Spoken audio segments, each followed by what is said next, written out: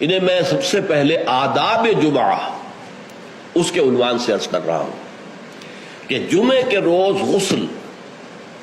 واجب ہے تقریباً علی کل محتلم، یہ حضور کے الفاظ یہ ہیں، غسل الجمعہ کے واجب علی کل محتلم، جو بھی بالغ ہو چکا ہے مرد، عورت پر تو ظاہر بات ہے کہ جمعہ فرض ہے ہی نہیں، جیسا کہ میں عرض کر چکا ہوں، اس کے لیے جمعے کا غسل واجب ہے۔ اور اندازہ یہ ہوتا ہے، میں یقین سے تو نہیں کہہ سکتا، کہ جیسے ہی جمعے کے لیے روانگی ہو اس وقت غسل کیا جائے۔ پھر حضور نے یہ بھی فرمایا ہے کہ اچھے کپڑے پہن کر جاؤ، دھلے ہوئے کپڑے پہن کر جاؤ۔ آپ نے فرمایا کہ کیا تم میں سے کسی شخص کے لیے یہ ممکن نہیں ہے کہ اپنے جو محنت کے کپڑے ہوتے ہیں، محنت یعنی جب کہ مشقت کرتا ہے، ایک لوہار بیٹھا ہوا ہے اور وہ بھٹی کے سامنے بیٹھ کر کام کر رہا ہے، تو پسینے آئیں گے اسے، کپڑوں میں بدبو ہو جائے گی پسینے کی، پھر اس کے اوپر سیاہ داغ پڑے ہوں گے، میلے ہوں گے، تو یہ اس کا لباس ہے محنت کا۔ یا کوئی کاریگر ہے، مکان کی تعمیر میں لگا ہوا ہے، ظاہر بات ہے جب وہ یہ کام کر رہا ہے گارے کے دھبے ہوں گے، کچھ اور ہوگا، تو حضور نے فرمایا کیا ممکن نہیں ہے تم میں سے کسی کے لیے کہ ایک علیحدہ سے جوڑا جمعے کے لیے رکھ لو، وہ جمعے ہی کے صرف استعمال کیا کرو، وہ تمہارے محنت کے کپڑے نہ ہوں کہ جن میں تم محنت اور مشقت کرتے ہو، بلکہ وہ علیحدہ سے ایک جوڑا ہو، اس کو فراہم کر کے رکھ لو۔ پھر یہ بھی فرمایا گیا کہ تیل لگاؤ، بالوں کے اندر تیل لگاؤ، دہن، اور یہ بھی فرمایا گیا کہ کوئی خوشبو ہے تو خوشبو لگاؤ۔ وہ سب کس لیے کہ جو ماحول ہو جمعے کا وہ معطر ماحول ہو، ایسا نہ ہو کہ پسینوں کی بدبوؤں کی وجہ سے طبیعت منغص ہو رہی ہو لوگوں کی، نہیں، بلکہ یہ کہ بڑا خوشگوار ماحول ہو، خوشبو ہو اس کے اندر،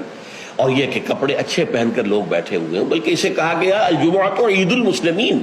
یہ ہفتہ روزہ عید ہے در حقیقت، یہ مسلمانوں کو عید کی طرح اسے جو ہے وہ منانا چاہیے، سیلیبریٹ کرنا چاہیے۔ جیسے عید کو آپ کپڑے جو ہے غسل کرتے ہیں، صبح کپڑے بدلتے ہیں، خوشبو لگاتے ہیں، پھر جاتے ہیں مسجد کو، عیدگاہ کو، ایسے ہی معاملہ ہونا چاہیے جمعے کا۔ یہ عید المسلمین ہے، یہ گویا کہ ہفتے وار عید ہے مسلمانوں کی۔ پھر اسی میں ایک آداب میں سے یہ ہے کہ جب تم مسجد میں جاؤ تو لوگوں کو پھلانگتے ہوئے اگلی صفوں میں نہ جاؤ، بلکہ عام جو ہے ہدایت ہے وہ یہ ہے کہ بھئی پہلے اپنی صف اگلی لوگ پوری کر لے، پھر دوسری میں بیٹھے، پھر تیسری میں بیٹھے، تاکہ لوگوں کو ضرورت ہی محسوس نہ ہو۔ جب وہ دیکھتے ہیں کہ اگلی صف میں جگہ خالی ہے تو پھر وہ لوگوں پہ پھلانگتے ہوئے جاتے ہیں، لیکن بہر صورت پھلانگتے ہوئے یا لوگوں کو علیحدہ کر کے پھر اپنے لیے جگہ بنانا، یہ جو ہے اس سے منع کیا گیا ہے۔ خاموشی سے جہاں جگہ تمہیں مل رہی ہے بیٹھ جاؤ، اور پھر اسی میں سے انصات ہے، خاموش رہو،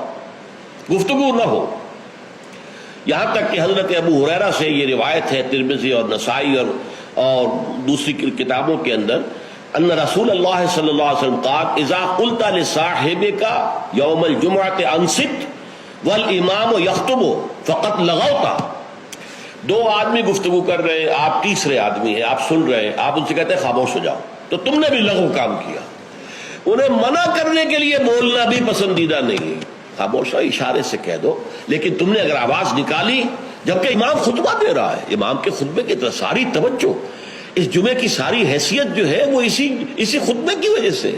لہذا اس میں آپس میں گفتگویں کرنا، اس طرح کی چیزیں جو ہے وہ بالکل غلط ہیں، آداب جمعہ کے منافی ہیں، جس کی انتہا یہ ہے